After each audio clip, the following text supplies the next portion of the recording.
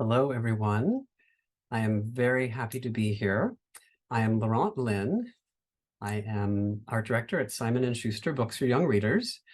I am also an illustrator and author and a member of the Society of Children's Book Writers and Illustrators Advisory Council. On behalf of SCBWI, I welcome you to this very special edition SCBWI Digital Workshop. Free People Read Freely: How Children's Books Creatives Can Fight Book Banning. Something very important and very timely right now. We are truly honored to have Joyce McIntosh, the Assistant Program Director for the Freedom to Read Foundation, presenting this event today. I will introduce Joyce in a bit, but first, just a general thought about what we're talking about today. Book banning is nothing new, but we at SCBWI, along with so many in our broader children's book community, of course, as well as so many other communities, are increasingly disturbed by the ferocity and sophistication of this current wave of book challenges, bans, and censorship. It affects us all, no matter what state or country we live in. These types of things affect all readers of all ages and all creators of all ages. I don't know about you, but for me, the latest news that comes seemingly every day about the new challenges to books and new calls for banning is overwhelming. It's difficult to know the truth and what all this means. Even more, it's easy to feel helpless. We as children's book creators, what can we do more than create the books? This is why Sarah Baker, Executive Director of SCBWI, invited Joyce to present today to help us learn about the current state of book banning and acquire the tools we need to fight back.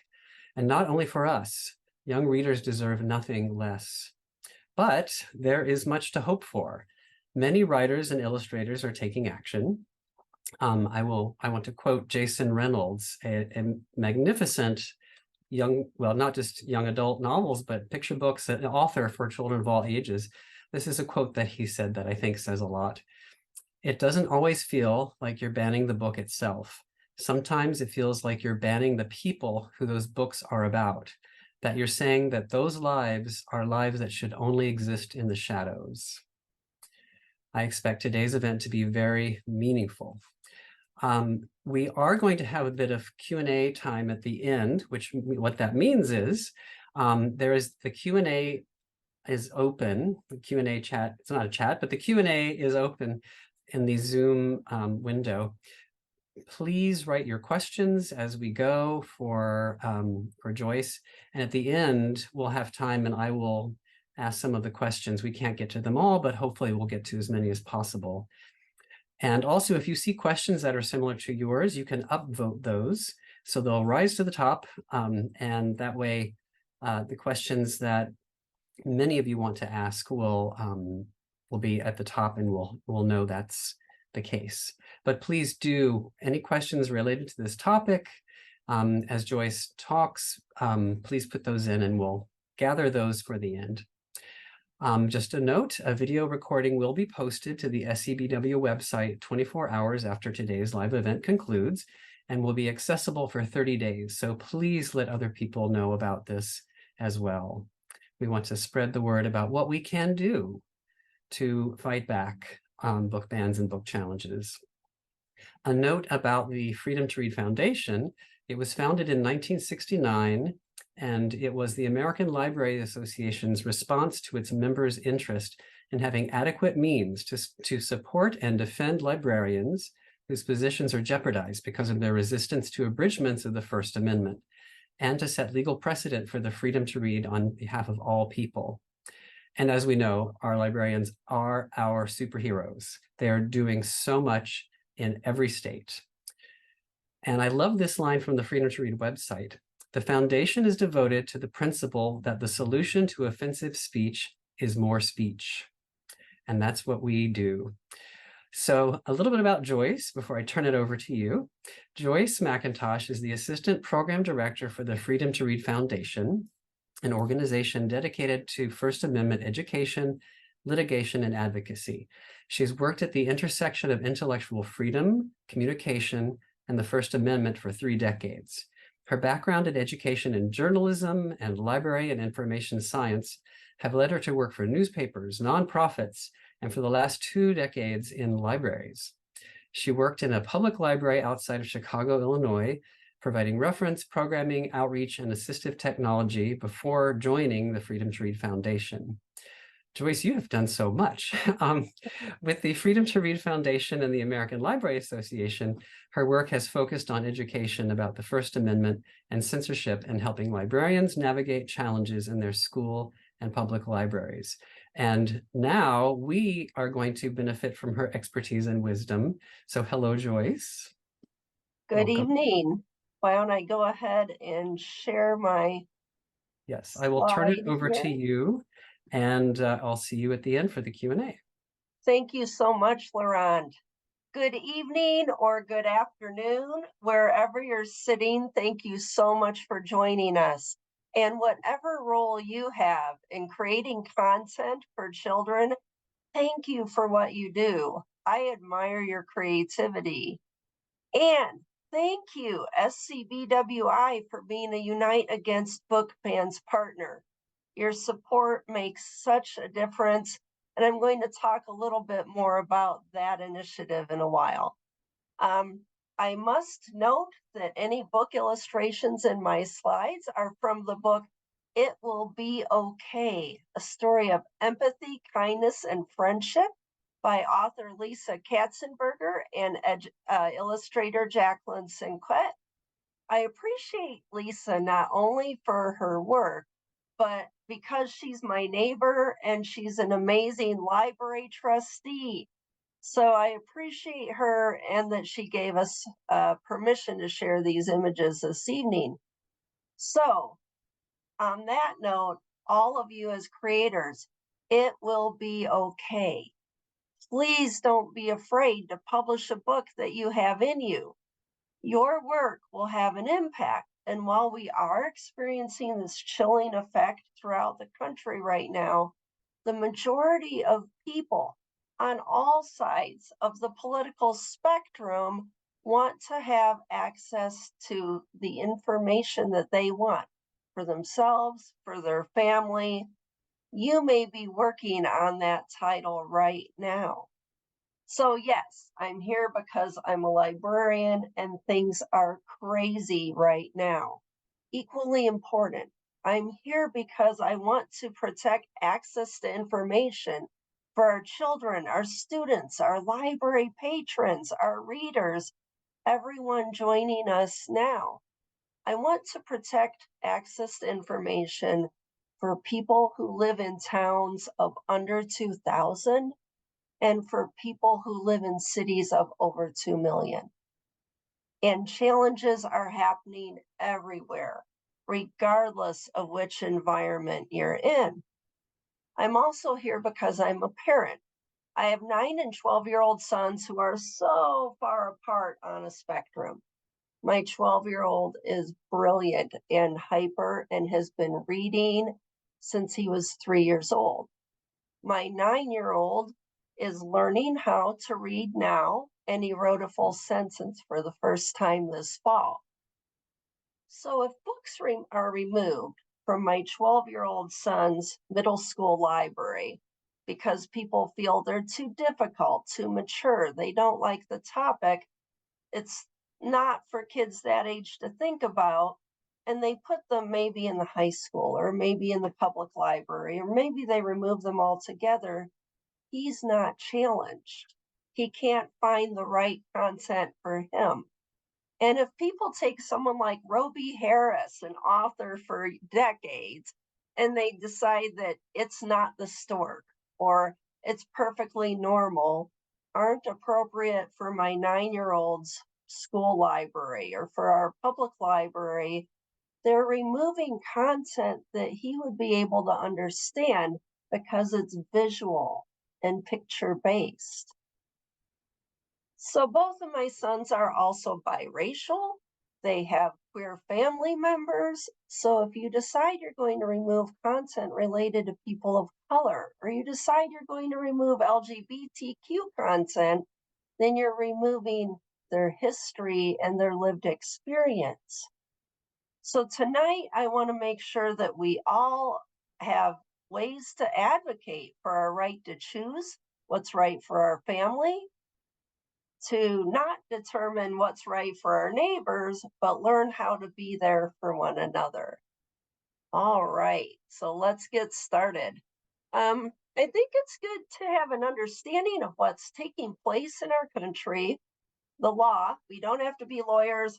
I'm not a lawyer. I'm not giving legal advice, but it's good to understand the law. What is the process when a title is challenged, and how can I be an advocate? So I'm not going to read this slide. I'd like to, however, describe challenges by saying we've gone from challenges 1.0 to 3.0.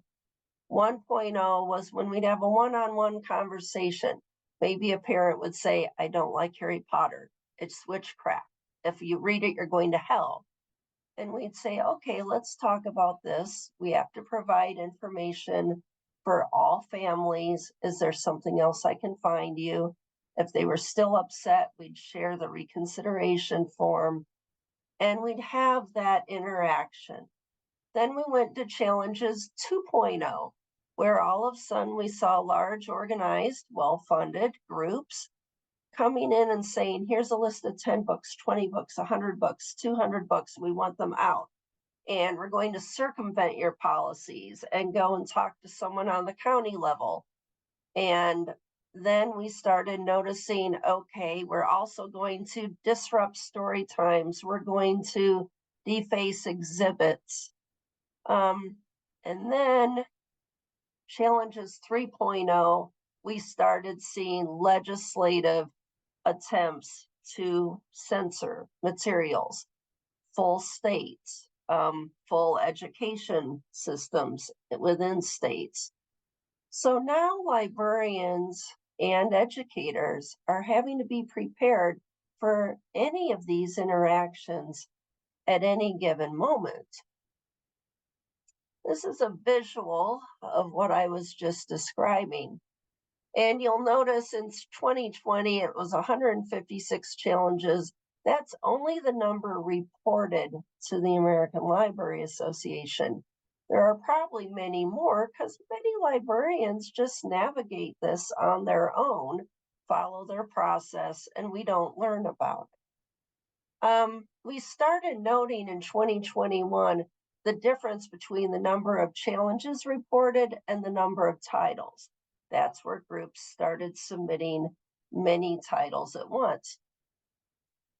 Last year, the number of challenges doubled. And then in 2023, in the first 8 months, we've already seen a 20% increase over the 2022 numbers. I want to share a few definitions with you because I throw out the term intellectual freedom often, but that is really just the right of unrestricted access to information and ideas protected by the First Amendment. And censorship, here we go. Thank you, Lisa and Jacqueline, for this image of how librarians feel right now, right? We're like trying to resolve this and we're practically climbing trees. Censorship does not just mean burning a pile of books or completely removing books from a library. If you have a policy or if you're doing something that's going to limit materials, prevent access to materials, that's censorship. In other words, if you say, I'm going to remove all of these books that would typically be YA graphic novels, do a special little collection behind the desk, that may inhibit some people from wanting to check them out. Or if you're going to move books out of your picture book area in the kids' library and put them in a parenting section, the kids will never get those. That is censorship. I want to talk a moment about the ethics that librarians adhere to in the same way that attorneys or medical professionals have a code of ethics. Librarians do too. And we often hear these days, oh, the crazy liberal librarians are doing this or that. No, these values have been adopted since 1939.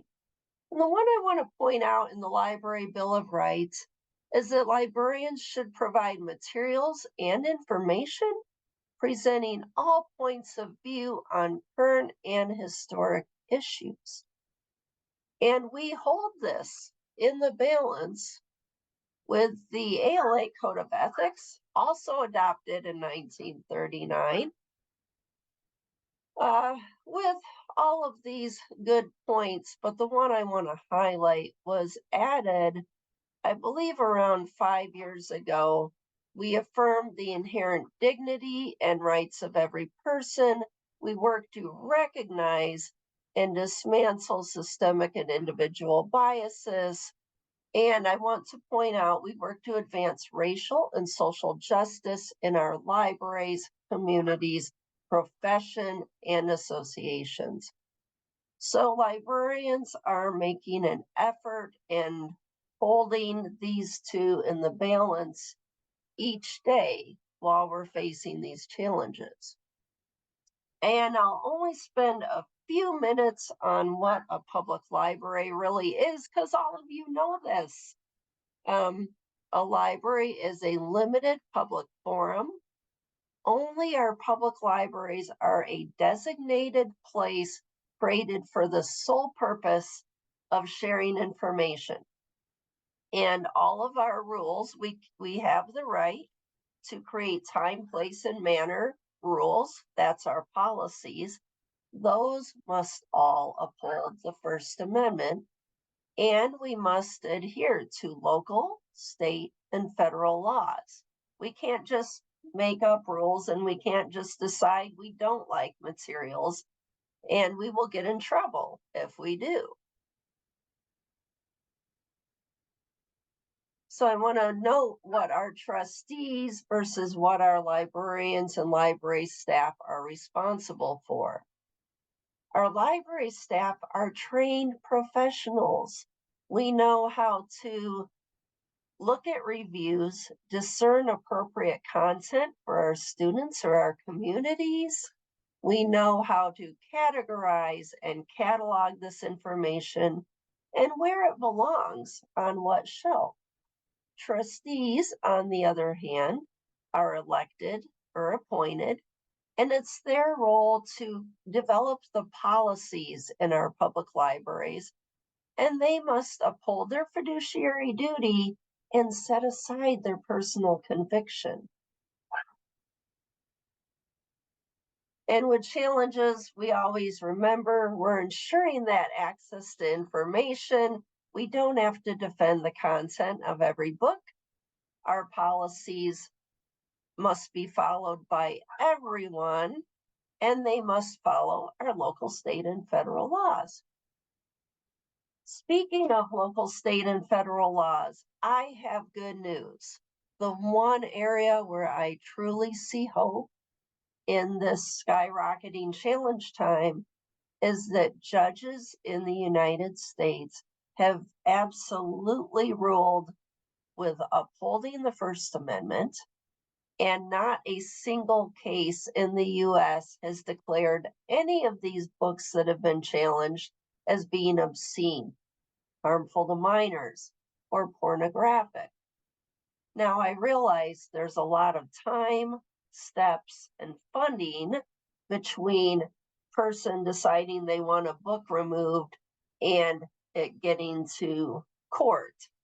But now, with the statewide legislative initiatives occurring, we end up needing to go to that route sometimes. So, but I'm a parent and I don't like these materials. What does that mean? We're seeing groups showing up at board meetings, library board, school board, holding up a picture and saying, this is obscene or this is harmful. Those are each a legal definition. Just because a parent says it at a meeting doesn't make it true. With obscenity, a judge would look at the Miller versus California case from 1973, and for something to be declared obscene, it would have to meet all three of these bullet points on the screen. The second and third points note that materials must be taken as a whole. You can't judge the book by that single F-bomb or the one line that's being read at the meeting. And to determine if something is harmful to minors, you'd go with the Miller test, but a judge would consider it age appropriate level. So, for example, sometimes we're having parents say, "Did you know this book is in our school district?" And you'll say, "Well, what, grade is your child in?" "Well, my child's a kindergartner in the district and we own this book." At which point you're like, "Yes, but your kindergartner does not have access to All Boys Aren't Blue. That is actually on the shelf at the high school." Or so basically, it's often important just to say books are cataloged. Let's look at where they're located. This is not a problem in our district. And then a key note that I want to point out is viewpoint discrimination. A book has to be evaluated as a whole. And if a group of trustees or parents or anyone else says, "Well, we don't want any LGBTQ content in our library," a judge would look at that and say it's viewpoint discrimination, pure and simple. You can't remove titles just because a person or group disagree with the content. So why be an advocate? I love this image as well. So each of us must find a way to be an advocate. We must be advocates because public libraries should not get bomb threats. We must be advocates because public library directors and teachers should not get fired just because of the blatant viewpoint discrimination of a few voices that are loud but don't reflect our whole community. Librarians and teachers should not be afraid to collect materials or share materials. That's quiet censorship, but that's taking place too. And finally, we must be advocates because you should not have to be afraid to write or draw the story that you each have in you. So how do we become advocates, and what's the good news about being an advocate? I'm not sure how many of you are familiar with First Book, but what I'm glad to note that they recently came out with a study called the Diverse Classroom Books Impact Study. And their pilot study found that if you increase diverse books in the classroom, it increases the amount of time that children read, and it positively impacts their reading scores. If you have diverse books in the classroom, a majority of students will choose to read those books because of the mirrors where they can see themselves. And if you're wondering, why is Joyce talking about diverse books? That's because if you noted on one of the first slides I shared, right now it is books related to race and of the BIPOC experience, and books related to LGBTQ content that are being challenged and removed. So what can you do? And this isn't going to be one slide of what you can do. I'm just getting warmed up here, guys. All right, you can run for office on your local school board or library board. So much of what's happening is happening on the local level. People might not know that they should be informed when they vote for their library board members, school board members, local judges. Learn as much as you can, talk with people, and visit uniteagainstbookbans.org. Again, thank you already to SCBWI for being a partner. I'm going to go over what some of the groups I work with have been doing, because while one project or one activity may not fit for all of us, there's usually somewhere where you can see yourself fitting or donating or talking. So as Laurent noted, the Freedom to Read Foundation has been doing First Amendment education, litigation, and advocacy. And I highlight litigation because that separates us from the American Library Association. We're a separate nonprofit. And in the last year and a half, we've been involved in writing and participating in more briefs than we had probably in the last decade.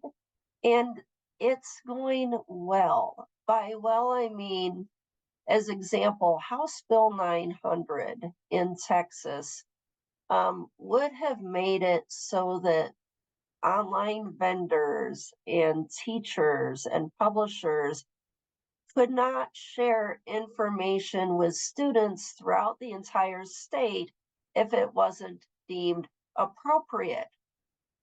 After a number of groups joined together, as the FTRF was part of that, and took it to court, the judge has halted HB 900 and said, this is vague, this is viewpoint discrimination, this is not acceptable.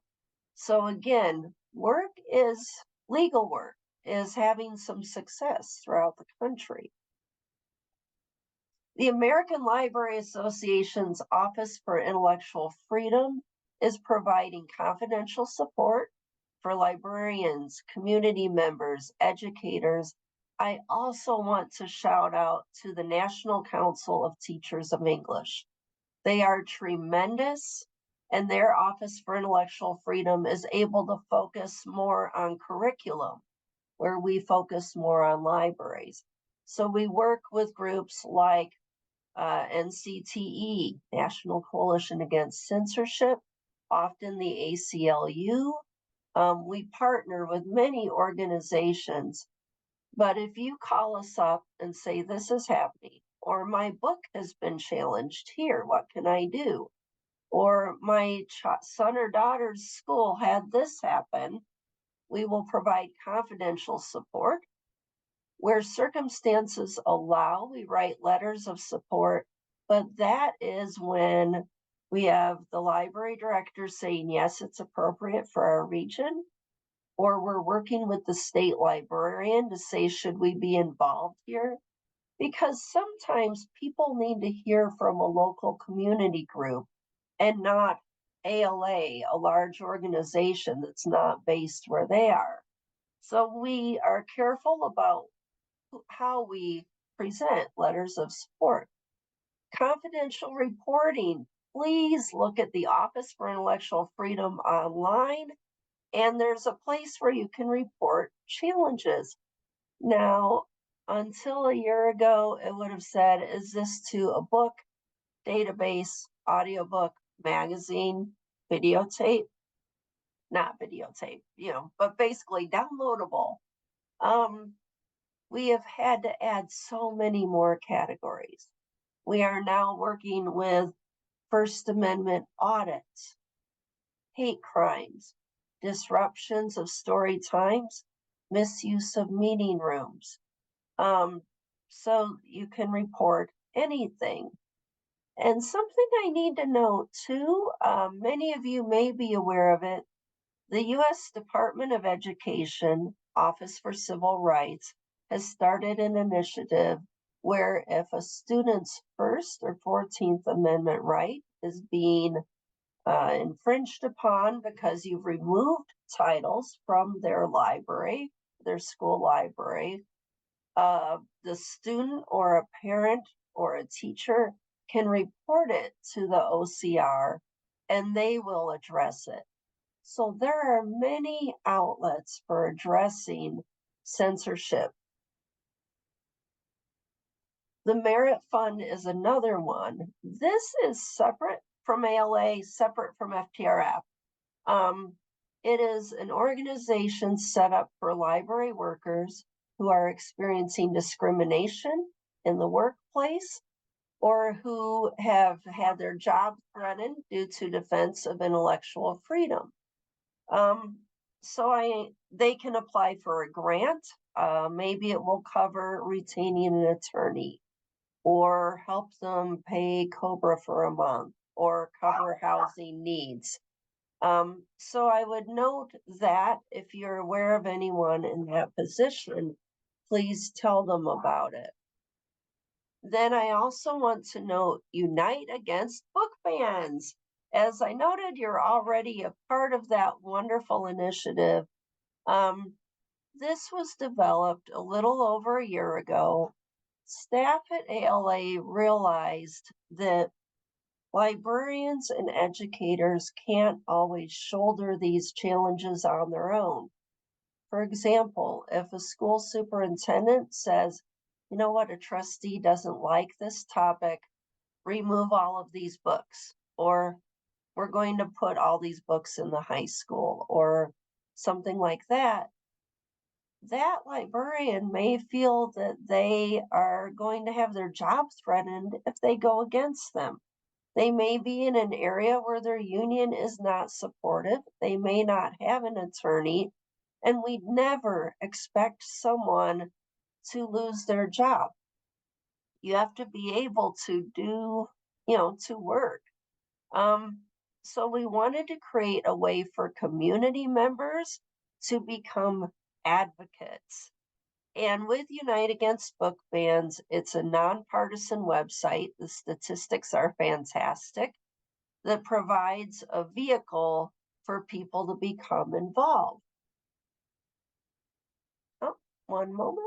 My computer's not advancing. There we go. This website has a challenge toolkit and talking points to help people know what to do.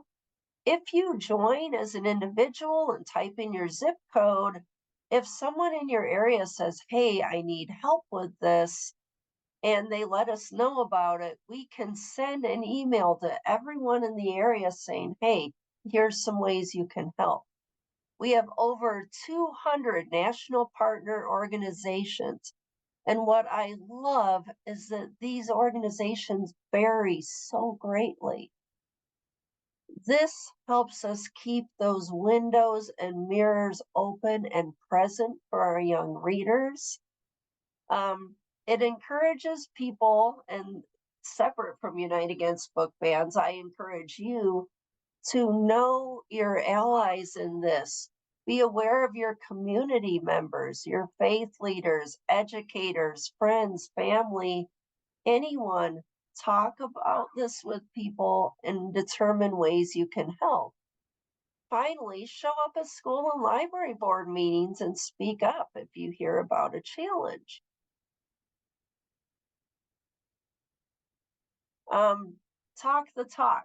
So I included these here as some examples of talking points that Unite Against Book Bans website contains.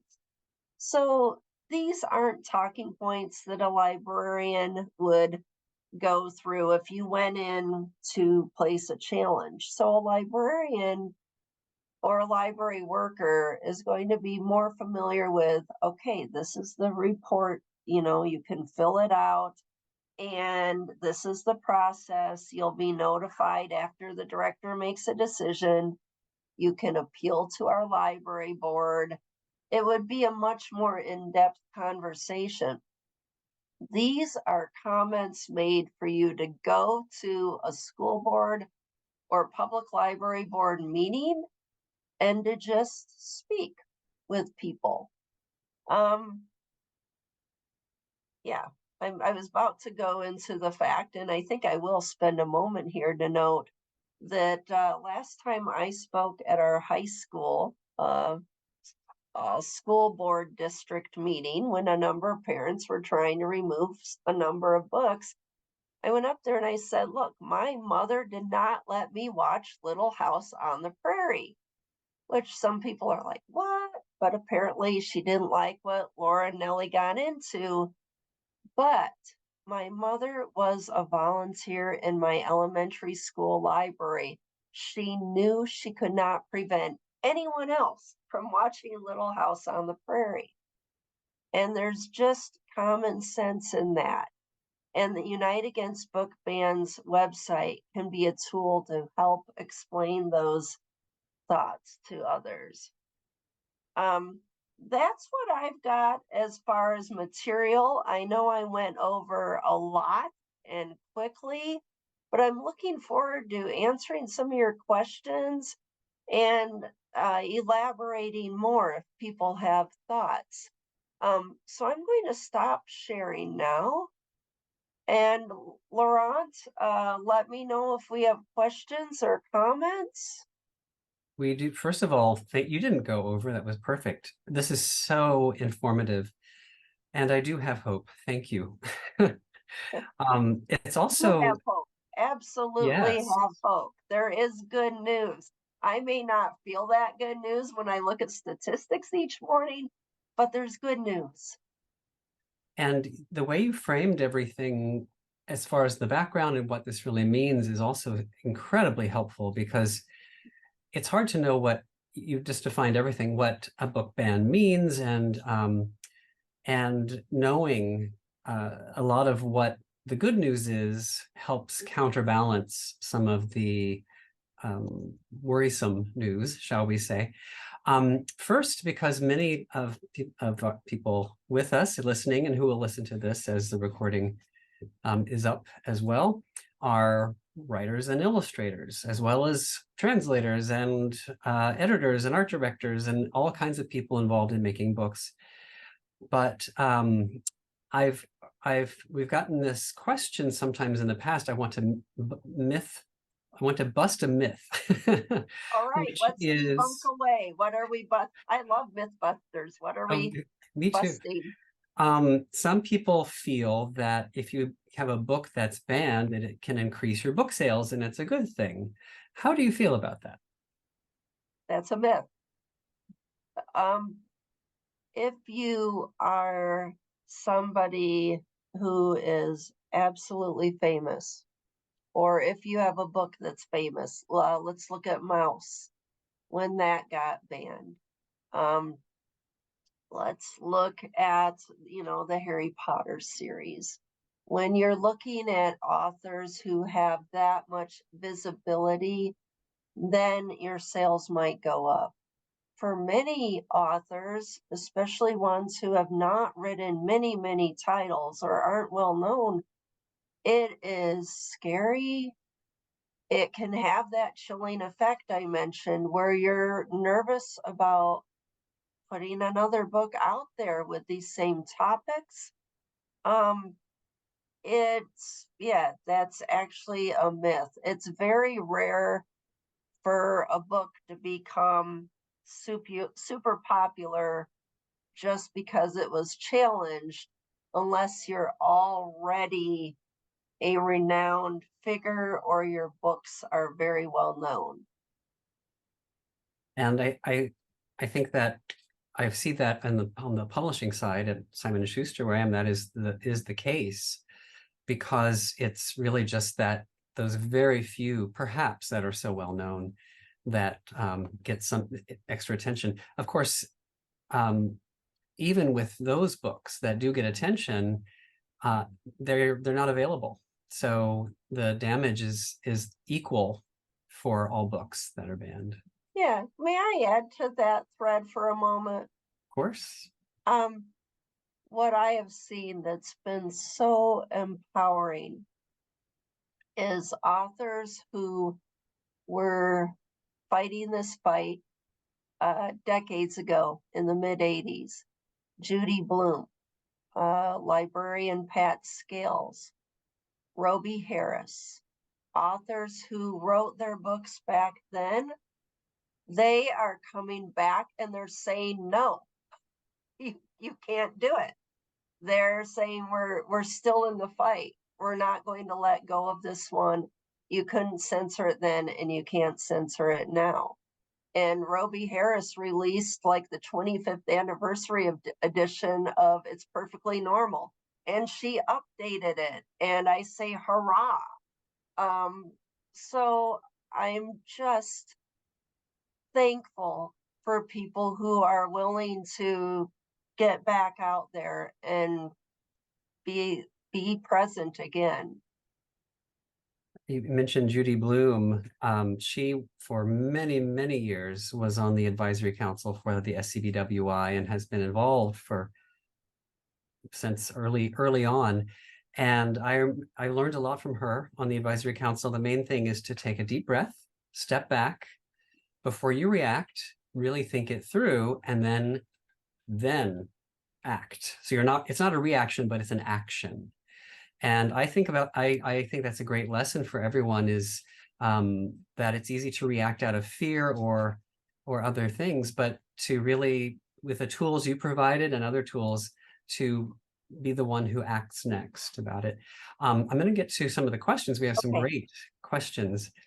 Someone has asked, so how do you deal in a state where the governor and legislatures pass laws threatening teachers and libraries that have certain titles? So when the threat is against the teachers and librarians themselves. The first thing I would note is, again, we never ask someone to risk their job. The encouraging note is that no judge has upheld, taking a librarian or educator to court. That's good news. The second good news would be that organizations like FTRF, NCAC, ACLU, booksellers, sometimes students and their parents are going to court against the state, whether that's Arkansas, Texas, Florida, and basically saying, no, you can't do this. I understand that can be a long and frustrating road. But for now, you follow the law that's written today. That's the other thing. For example, in Texas, with HB 900, hopefully that never truly sees the light of day. So it's so frustrating, and it's so escalated. So I don't have much of an answer beyond patience and faith that there are groups out there advocating and fighting the legal battles. So that's good to know we're not alone. Not that it seems evident, but to know all of these details that we're not alone. Speaking for authors and illustrators, being one myself, as a general question that applies to all, but for me, I wrote a YA novel that's about a queer teen. It takes place in Texas. I'm third generation Texan on both sides, and as we would say in Texas, you're welcome. And of course, it's banned in Texas. So, but for all writers and illustrators who have books that are banned, and also who have been disinvited from events, from speaking at schools and speaking at librarians, what can they all do? Get community members to advocate. Go to community members, have them band together. Have their message be stronger, have there be more of them. Take it to the local news, friendly press. Find the local friendly press, because we've got some where I would avoid them at all costs. But get that motion. And the other thing you can do is put pressure on those school boards and library boards that are doing that, because they are circumventing the law. If they're preventing First Amendment access to information, they're circumventing the law. And often it helps sometimes to tell board members, look, you're not upholding your fiduciary duty. I know the citizens of fill in the blank town do not want the cost of a legal battle. You're going to cost your taxpayers money. You're going to take away story time and other funding that could be used for the benefit of the community. You could be checking out books you like, letting other people check out the books they like, and not be losing the time, money, and all the amazing services that you've got. There's a great question that's related exactly to what you were talking about. Um, Someone says, I was at a city council meeting where 60 presenters shared that they did not want books banned, but the council still approved a book review plan, in essence, to ban books in public libraries to protect the children, in quotes also. Are there any conversational strategies to help them even begin to listen to us? I know you had the talking points, but could you tell us more about how to do that? Um, a couple of approaches as far as conversational strategies. Talk about the money if they have to defend a lawsuit. Talk about, like, again, hold their feet to the fire. Talk about the funding and the money. That's so frustrating. The next thing would be identify people in your community who you want to get onto that board and work before the next election to get them elected or appointed or whatever you need to do. I'm sorry you're going through that. It is so exasperating, but absolutely grassroots organizing, getting political and identifying new candidates, and reminding everyone at the meeting that these folks could potentially be costing us a lot of money if there's a suit brought against our town for them doing this. That's a wonderful thought because, as we know, money talks. Well, and yeah, um, yeah. and so that's something I hadn't actually thought about. So, there's another question that relates to this as well. Someone says, as a former school board member, I luckily never directly encountered book challenges by parents in my district. My bigger concern was with the quiet, soft bans by administrators and staff. Are there any suggestions how to deal with this form of quiet censorship in schools? First, could you explain what that means, and then help us know what to do about that? Yes, so quiet censorship occurs, say that I am working in my public library as the YA librarian, and I know that we have some trustees that do not want to have LGBTQ content, or they're saying, I'm sick of hearing about this, that, and the other thing. You know, we're not racist here. Why do we have to worry about these books? And they're making it clear that they're wanting this material out. There's a good chance that I'm going to be thinking about it before I buy Rosa Parks' biography as a board book, or before I buy, um, any of the books with LGBTQ content, before I buy And Tango Makes Three, which is mind blowing, a picture book about penguins. So quiet censorship occurs when, instead of taking the risk or buying something that we know may raise some eyebrows on the board, we just don't bother because then we won't have to deal with it. That would be quiet censorship. And I think, um,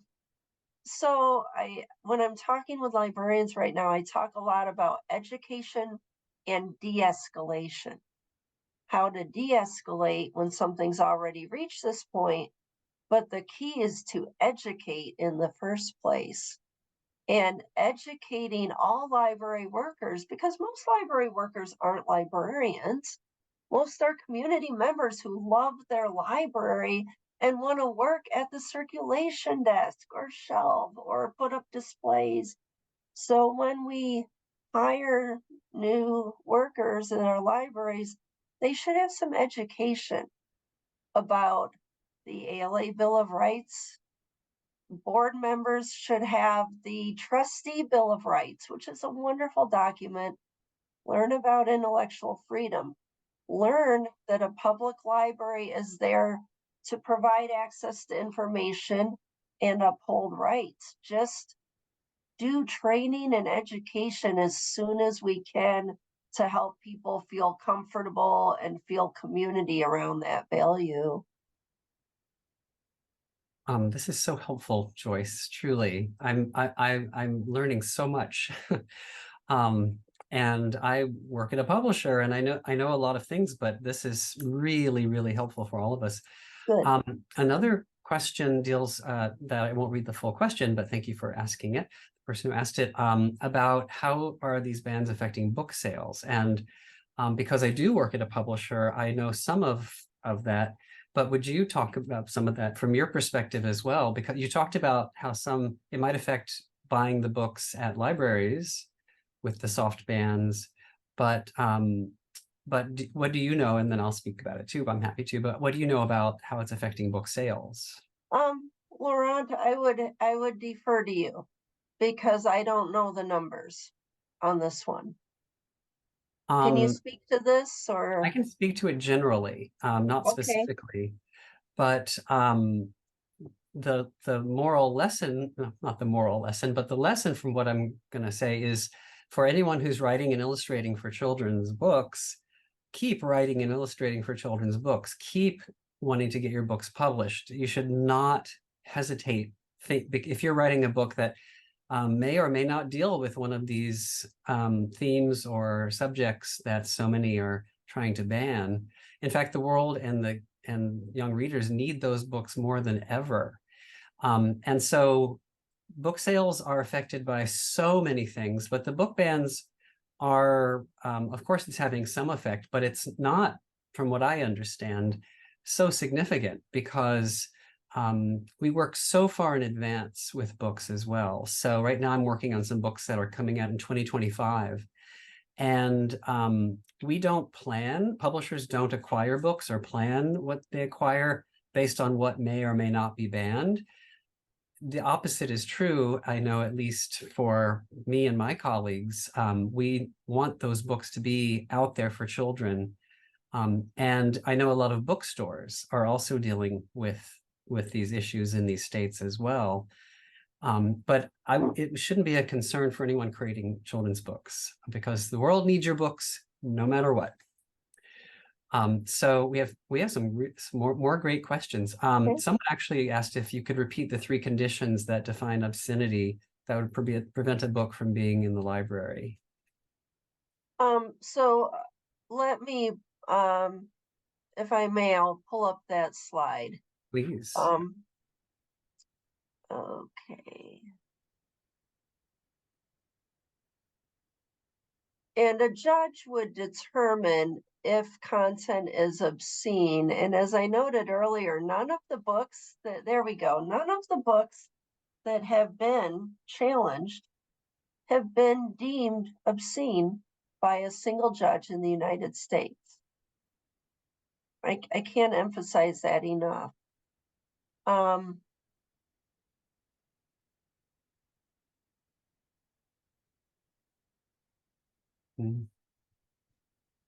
Well, and so it's interesting to know what these are because that's the line of attack. But I would guess that if these challenges don't work, they'll think of others because there's always going to be something out there. Someone asked about younger book genres, picture books, easy readers, chapter books that are deemed inappropriate for identifying LGBTQ plus characters. And as we know, it affects every single genre and age range of books. And like you mentioned, Tango Makes Three, which is about penguins. But it's a true story. In the zoo here in New York, 2 male penguins hatched an egg and raised it together. So it's all ages and genres, which you mentioned sometimes story time is disrupted. And I would imagine that would be for picture book age readers. Yeah. So there have been disruptions to drag queen story hours. There have been disruptions when someone has chosen to read books related to Pride Month or read books that have gay characters in them. It does affect literally every age. comic books. I didn't mention the Comic Book Legal Defense Fund. We work with them as well. Comic books, graphic novels are often challenged as well. Yeah, I'm sorry. Am I missing the question, or No, was the no, this is all question just this is all the relevant. thought that it's all pervasive? Right. It's, yeah, Every that's age, every genre. I didn't mention First Amendment audits. That is less related to our topic this evening, but that's taking place regularly, where people come into a library, create an altercation, and tape it to monetize it, saying their First Amendment rights have been violated. that- I'm thinking about the hope again as you're talking about that, because that just There brings is me still down. hope, though. There is still hope. Please keep thinking about the hope. Yes. Well, another hope that I'll mention, since I know this on the publishing side, we've been asked as well if acquisitions at publishers, if how editors and art directors think about book bans and possible book bans, and it relates a bit to what I talked about earlier. It doesn't come into, like, for me, it doesn't come to my mind at all when we are still doing what we do. We are still publishing wonderful books for all ages about all people. As we know, books are the absolute best way to find someone like you, or to be in the shoes of someone who's not like you, because books, there's nothing better for empathy than books. So so there's hope on all sides. And so I want to ask one more question before we get to the very end of this, for people who are writing books or who are authors currently and illustrators as well. You mentioned a lot of what they can do and take action.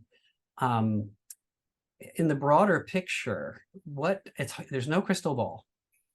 But what do you, since you are so connected with what's going on, and you showed how the history is related to this, of challenges and bans, it's impossible to know the future, but do you have thoughts on where this might be going?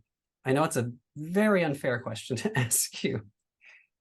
I don't have the answer or the crystal ball.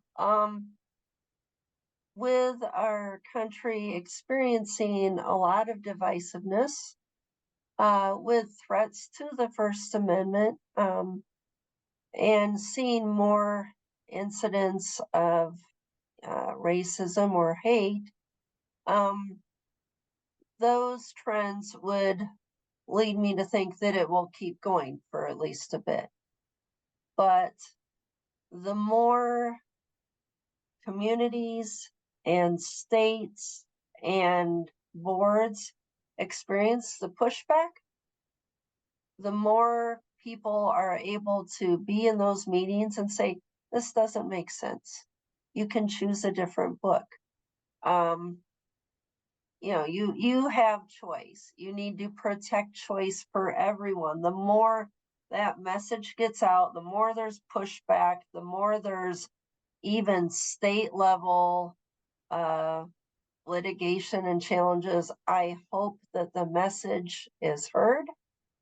I hope that people slow up on this. And every day I hope and pray that librarians and library workers and authors, illustrators, publishers, all of you will keep doing the work you're doing, just because people need to hear it. I've been amazed at the resilience of individuals facing these challenges, of library directors who are losing their jobs and being attacked. And I just hope that we can all continue having that resilience and also patience to get through it. What you say reminds me of something I think about with, if you think about a pond and someone drops pebbles, there are little ripples, but those don't come back. They just go to the shore. And so when things are being done subtly, it's often doesn't have enough awareness for a reaction to take action. But right now, these are boulders being dropped into the water. And so it's bringing, my hope is it brings the water back, and it's the reaction to the action, because there's such awareness. The reason we're doing this, this workshop tonight, there's so much interest and confusion about what to do. And you've brought us a lot of clarity and a lot of wonderful ideas and also hope. And so my last question for you is, do you have a last note of hope to leave us all with, so that we can leave this being more educated, perhaps having new fears, but especially to have hope? I do. So at the American Library Association, when I receive a challenge report, that's where a librarian or teacher has said, this is going on in my community. We're going through this. I want you to know about it.